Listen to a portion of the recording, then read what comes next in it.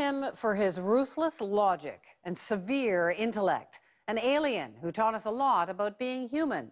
Plus, no one carried off pointed ears with as much style.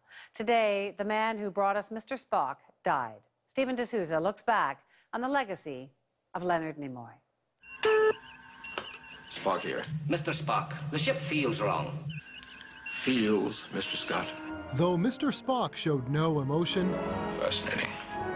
the death of Leonard Nimoy is stirring strong feelings in fans like Jerry Gladstone. Everyone was shocked. Nobody expected it.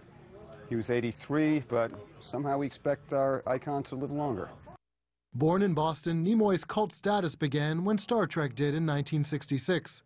He was the cold and logical foil to the emotional captain played by Canadian William Shatner, who wrote today, "I loved him like a brother. We will all miss his humor, his talent, and his capacity to love."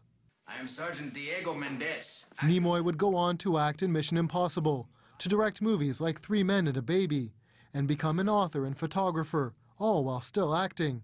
One of his last roles was on Vancouver's shot Fringe. Father.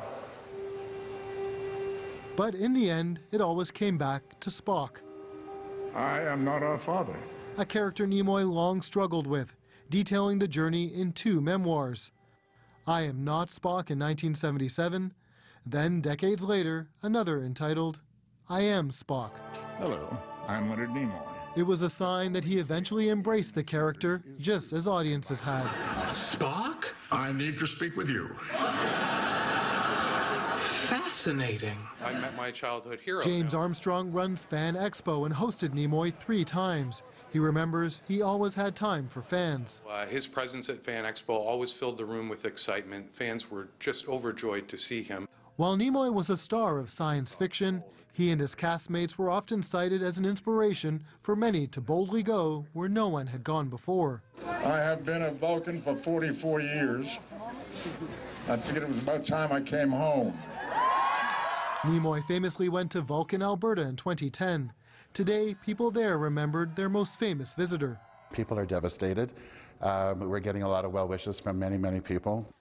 Nimoy died of chronic obstructive pulmonary disease coming from years of smoking, an addiction he spoke out against in his later years. His final tweet sent Monday, "A life is like a garden. Perfect moments can be had, but not preserved, except in memory." Since my customary farewell would appear oddly self-serving, I shall simply say, good luck. Stephen D'Souza, CBC News, New York.